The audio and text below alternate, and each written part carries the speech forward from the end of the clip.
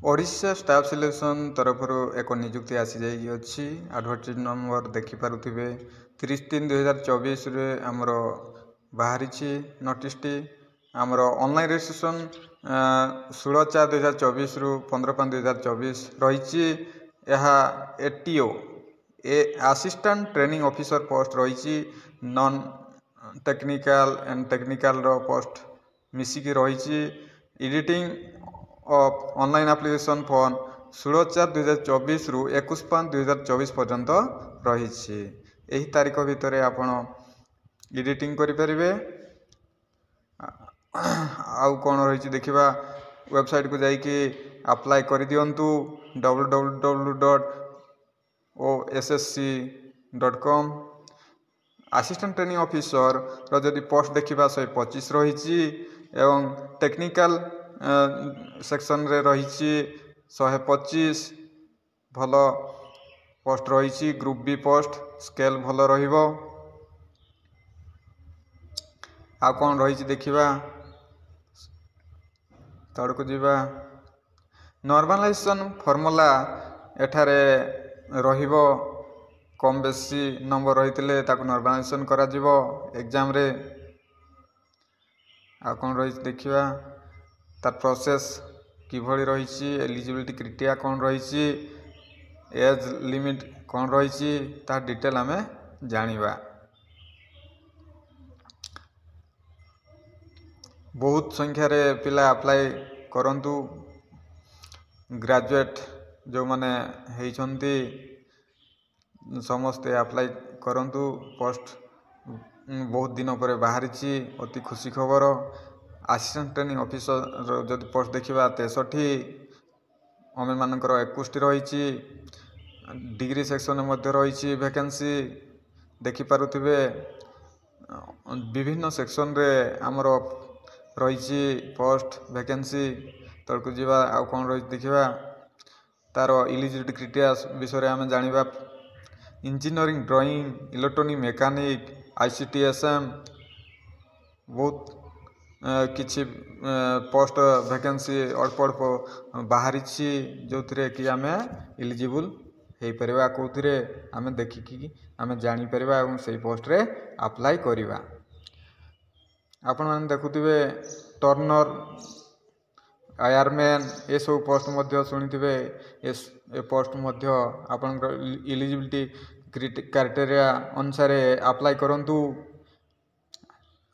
आउ कौन रही देखा असिस्टेंट ट्रेनिंग ऑफिसर जदि आम देखा डिप्लोमा और डिग्री होल्डर मानक पई लो विजन जदि थिबो ताले समान एलिजिबल हो पारे ना एलिजिबिलिटी क्राइटेरिया डिटेल आम जानिबा तड़ को जीवा स्क्रॉल करिकी ए सिटीजन ऑफ इंडिया होइथिबा दरकार कैंडिडेट अलग देश लोक होइतिले एलिजिबल नुह educational qualification required for the post most middle school examination pass होइथिबा दरकार ओडिया कही पारथिबा दरकार लिखि पारथिबा दरकार असिस्टेंट ट्रेनिंग ऑफिसर रो कौन ताले देखिबा क्वालिफिकेशन एलिजिबिलिटी क्राइटेरिया कौन रही हाई स्कूल सर्टिफिकेट और इक्विवेलेंट एजुकेशन एंड मोस्ट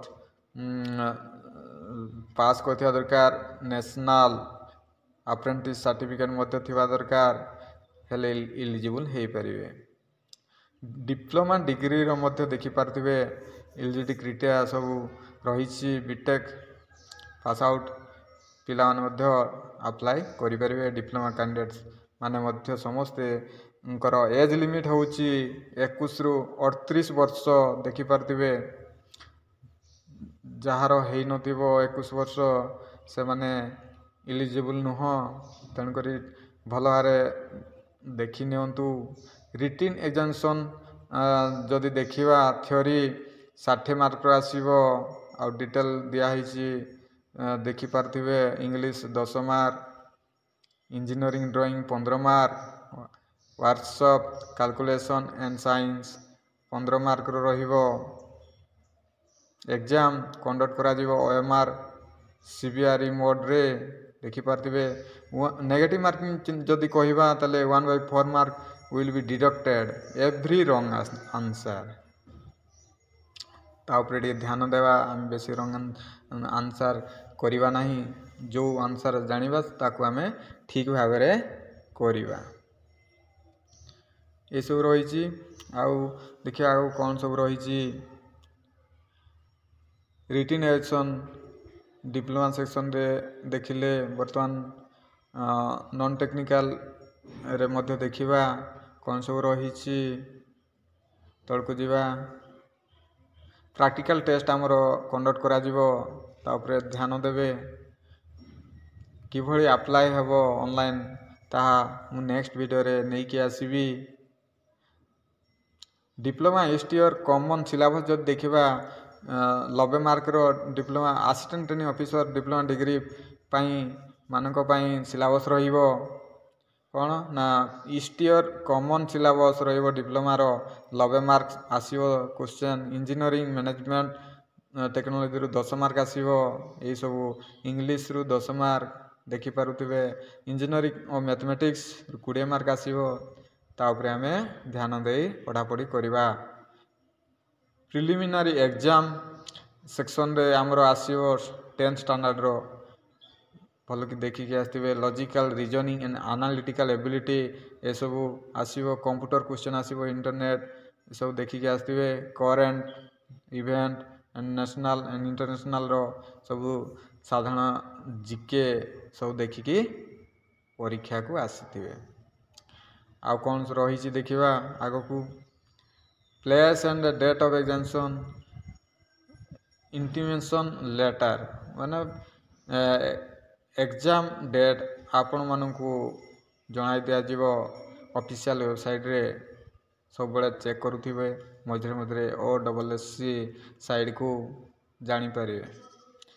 ୟୁଟ୍ୟୁବରେ ମଧ୍ୟ ଜାଣିପାରିବେ କେବେ ଏକ୍ଜାମ ଆମର କଣ୍ଡକ୍ଟ କରାଯିବ, ସେସବୁ ଆପଣ ଜାଣିପାରିବେ। ତେଣୁ ସବସ୍କ୍ରାଇବ୍ କରି ରଖିବେ ଚ୍ୟାନେଲଟି। ଆପଣମାନେ ଏକ୍ଜାମ ଡେଟ୍ କେବେ ଆସିବ ମୁଁ ଆପଣଙ୍କୁ ଜଣାଇଦେବି। For diploma degree holder merit list will be prepared in order of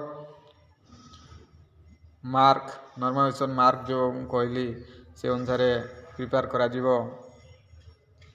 ଆଉ କ'ଣ ରହିଛି ଯିବା ତଳକୁ ତଳ।